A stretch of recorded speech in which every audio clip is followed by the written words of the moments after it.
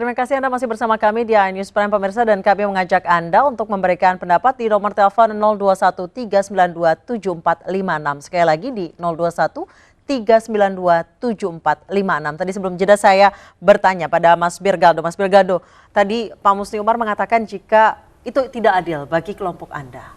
Mungkin ada kelompok lain yang merasa vonis terhadap Basuki Cahayapurnama tersebut mewakili keadilan. Tanggapan Anda? Iya. Saya kira pertanyaan tadi Pak Musni Umar mengatakan negara hukum dan sebagainya. Ditanyakan kenapa tidak menerima hasil keputusan hakim.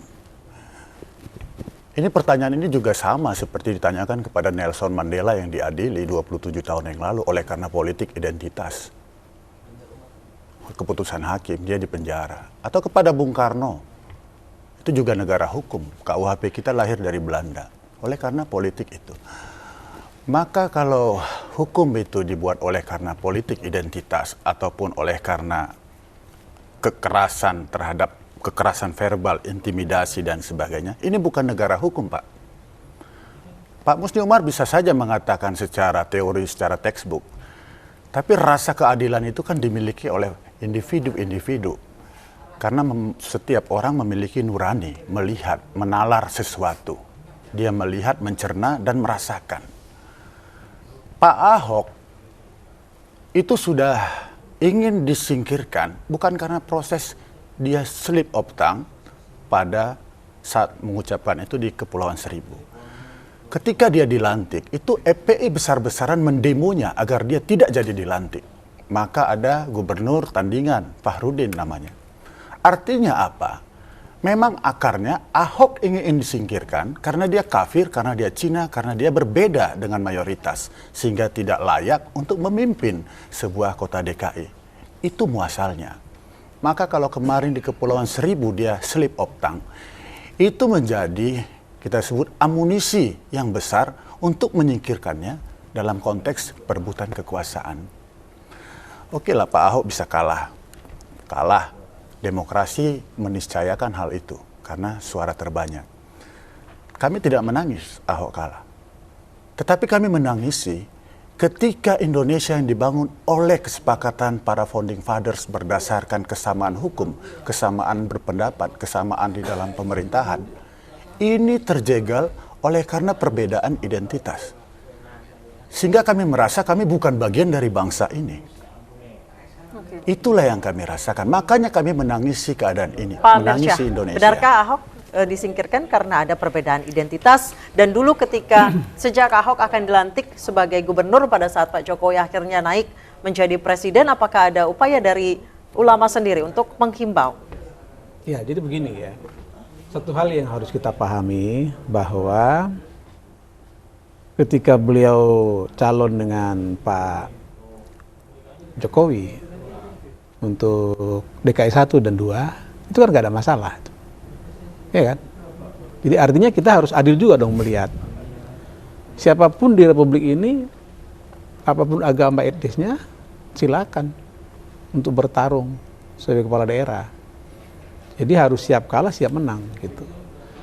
Itu pertama harus kita pahami. Dan yang kedua adalah, seorang kepala daerah itu adalah pemimpin yang diberi amanah oleh rakyat. Kata-katanya harus, perilakunya harus, semua harus jadi teladan gitu. Nggak ada api, nggak ada asam, nggak ada api, kan gitu ya. Jadi kalau reaksi masyarakat kemudian seperti itu, maka pertanyaan kemudian adalah apa sebenarnya yang terjadi?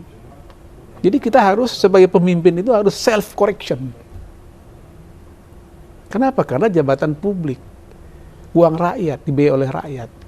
Jadi harus hati-hati betul bicara itu. Oke. Kenapa? Karena ini konsekuensi dari bernegara.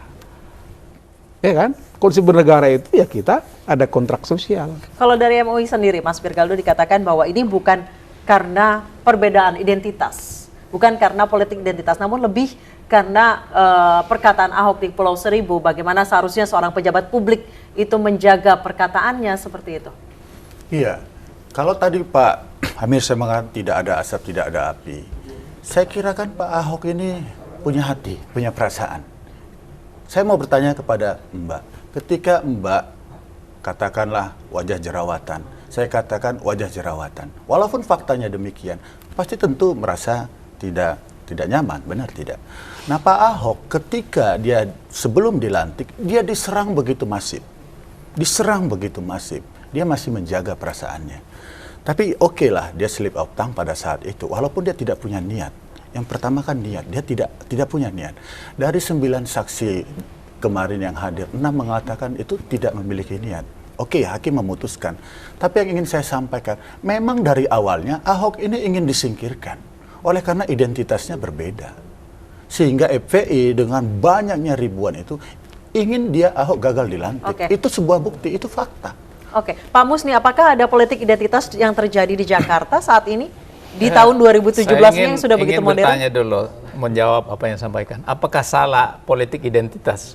Amerika aja ketika Barack Obama mau jadi presiden, dia harus pergi ke gerejaan dan dia mendeklar bahwa saya adalah orang Kristen. Termasuk Itu Donald di Trump. negara yang begitu kampionnya demokrasi, mbahnya demokrasi.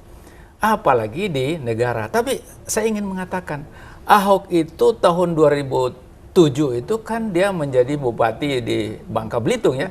Dan itu terpilih begitu saja. Di Kalbar itu mayoritas Muslim. Itu terpilih yang bukan orang Muslim. Di Papua kan memang mayoritas di situ. Kalteng. Jadi Kalteng ya. Iya, Pak. Jadi saya Tapi ingin mengatakan tidak ada, bahwa tidak ada rumah ibadah dijadikan Ya. tempat persinggahan di dalam mengatur siasat untuk menyampaikan kebencian. itu lain lagi. Untuk menyampaikan Jangan hasutan. saya Ini yang terjadi. saya belum terbelah. selesai. Kira-kira Kalau seperti itu. melihat bagaimana tingginya toleransi bangsa Indonesia yang mayoritas Muslim itu, nggak ada di negara di dunia, Pak. Adakah di negara Barat dimanapun yang minoritas kayak Muslim itu dia jadi gubernur, jadi apa? Nggak ada itu, Pak. Jadi kalau kita menyadari Di Kanada itu, kebetulan sudah ada yang jadi menteri, Pak. Iya. Wali Ya, itu menteri diangkat. Wali kota Ya. London itu Muslim, Pak. Ya.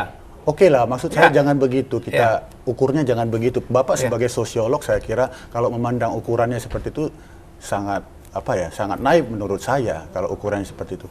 Bangsa ini kan dibuat Pak? Negara bangsa, Iya. bukan identitas agama, begitu, Pak. Iya, tapi Nah, kalau kita bicara mayoritas berdasarkan jumlah manusia, iya Muslim terbesar. Tapi berdasarkan wilayah belum tentu, Pak. Nah, itulah sebabnya Papua yang begitu betul. besar saham mayoritasnya Ya. sebagai wilayah, Ya. dia bisa mengklaim seperti itu. Iya, oleh karena itulah, Ya, ya. Maka karena ini itu berbahaya tidak kalau salah, Bapak tidak sebagai salah. sosiolog menyuarakan politik identitas Tidak itu salah itu sebagai politik identitas sebuah terjadi nilai. di mana-mana, Itu bukan sebuah tetapi, nilai. ya. Itu bukan Ya. sebuah nilai, Pak. Itu kesalahan yang harus kita hilangkan. Kalau kita Bagaimana ingin Anda kohesi menghilangkan sebagai keyakinan bangsa. agama orang ya, keyakinan agama orang? Tidak bisa kita hilangkan secara sosiologis itu sendiri. Secara ya. pribadi Itu, boleh, Pak. ya. Tetapi kalau dimobilisasi, dikapitalisasi, ya, untuk merebut kekuasaan dengan memanfaatkan rumah-rumah ibadah maupun Saya mau bertanya, itu sangat saya mau tidak bertanya, baik. apakah rumah ibadah yang dari agama lain tidak menggunakannya itu? Saya sebagai sosiolog, banyak teman-teman, jauh hari sudah mereka melakukannya itu. Jadi kalau menurut saya, kita kembali saja, bangsa ini kita tahu adalah bangsa yang heterogen, seperti disampaikan tadi itu, coba hal-hal yang sensitif yang bisa mengundang. Kok Ahok pernah menjadi bupati di sana di mayoritas Muslim dan tidak ada masalah, Pak. Yang menjadi pemicu itu ketika yang dia ungkapkan itu bukan hanya waktu di Bangka Belitung, bahkan dia menulis tahun 2007 itu merubah Indonesia dia sudah sebut surat Al-Maidah. Orang lain nggak tahu itu, Pak. Banyak orang Islam nggak tahu itu. Jadi menurut saya sesuatu yang tidak diketahui orang kemudian diungkapkan terus-menerus, akhirnya apa? Menjadi hal seperti yang sekarang ini yang kita tidak kehendaki. Saya itu kenal baik dengan Pak Ahok, dan Pak Ahok kalau dia pidato di umum, dia panggil Pak Umar. Jadi saya itu juga ikut sedih dengan keadaan begini. Tetapi sebagai bangsa Indonesia yang menghargai, menghormati hukum, ya kita tidak punya pilihan kecuali menerima hukum itu sendiri, dan kita berusaha ada upaya-upaya hukum. Itulah menurut saya Kalau solusi dari terbaik. MUI sendiri apakah Ya, boleh jadi- politik masuk ke rumah-rumah ibadah? Begini, jadi ada fakta sosiologis ya di masyarakat kita sudah berlangsung lama sejak Indonesia merdeka. Saya mau katakan begini, Indonesia yang kaya, yang berbagai potensi agama suku, kami di Sumatera Utara kebetulan sama dengan beliau asalnya. Itu satu rumah itu berbeda agama, nggak ada masalah. Tapi jangan masuki wilayah-wilayah yang sensitif. Kenapa? Karena agama kita mengajarkan lakum dinukum mulyadin. Itu loh. Itu mau saya katakan. Nah karena Ahok masuki wilayah yang sangat sensitif, dan dia ngaku salah kok. Dia ngaku salah.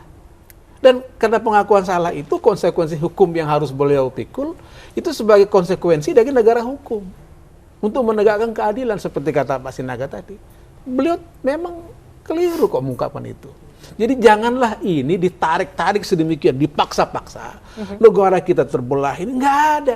Ini urusan satu orang kok di Republik ini. Oke, jadi sekarang yang terjadi adalah masing-masing pihak menganggap kasus Basuki Cahayapurnama ini ada intervensi. Satu menganggap ada intervensi dari pemerintah, sementara yang lainnya menganggap ada kekuatan dari masyarakat yang kemudian membuat vonis Ahok menjadi 2 tahun penjara. Kami akan membahasnya usai jeda berikut, tetap di iNews Prime.